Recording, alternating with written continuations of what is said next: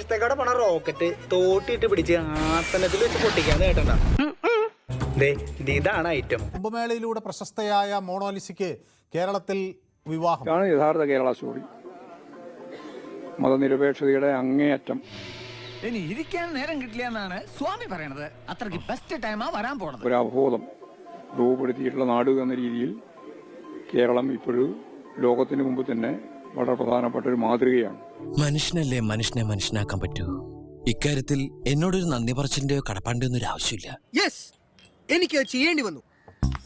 പരസ്പരം സ്നേഹിക്കുന്ന രണ്ട് യുവമിഥുനങ്ങളെ ഞാൻ ഒന്നിപ്പിച്ചു. ഇന്റർ കാസ്റ്റ് എന്ന ഒരൊറ്റ കാരണം കൊണ്ട് അവരെ പിരിക്കാൻ ആരും ശ്രമിക്കണ്ട. മനസ്സിലായി? യഥാർത്ഥ കേരള സ്റ്റോറി. മതനിരപേക്ഷതയുടെ അങ്ങേയറ്റം.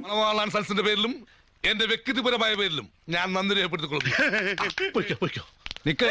മൊണാലിസയ്ക്ക് പ്രായപൂർത്തിയായിട്ടില്ലെന്ന വിവരം പുറത്തായതോടെയാണ് CPM-ഉം നേതാക്കളും പ്രതിരോധത്തിലാകുന്നത്.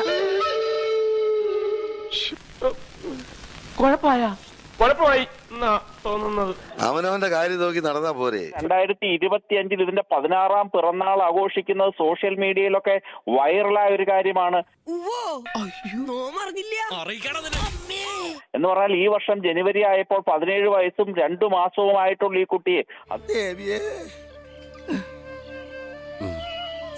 ഇവർക്കെതിരെ മന്ത്രിയായ ശിവൻകുട്ടി, MP ആയ റഹീം, MLA ആയിട്ടുള്ള ഗോവിന്ദൻ മാസ്റ്റർ, ഈ 3 പേർക്കെതിരെയും ശൈശവ വിവാഹ നിരോധന നിയമപ്രകാരവും അതുപോലെ തന്നെ ഇന്ന് രാത്രി കഴിഞ്ഞാൽ പോക്സോ കേസും എടുക്കേണ്ട ഒരു സാഹചര്യമാണുള്ളത്. എനിക്ക് എന്തിന്റെ കേടായിരുന്നു? പൊട്ടന്മാര് പൊട്ടന്ന ലോക പൊട്ടനാണ്. പൊട്ടന്ന ലോക പൊട്ടൻ. യഥാർത്ഥ കേരള സ്റ്റോറി. മതനിരപേക്ഷതയുടെ അങ്ങേയറ്റം. ഇപ്പോഴാണ് ശരിക്കും ശശിയായത്. 100% നിയമവിരുദ്ധവുമായിട്ടുള്ള ഒരു വിവാഹം, അത് ശൈശവ വിവാഹ നിരോധന നിയമപ്രകാരവും പോക്സോ ഓഫൻസ് അനുസരിച്ചുകൊണ്ടും ഇവരെ 3 പേരെയും അറസ്റ്റ് ചെയ്യണം. കയ്യിന്ന് പോയടാ ചാർലി. ഇതിനാണ് അവനവൻ പാരാന്ന് പറയുന്നത്. എന്നാ ഞങ്ങൾ അങ്ങ് ഇറങ്ങട്ടെ. ആയിക്കോട്ടെ, സന്തോഷായി. സബ്സ്ക്രൈബ് ചെയ്യണമെന്നില്ല.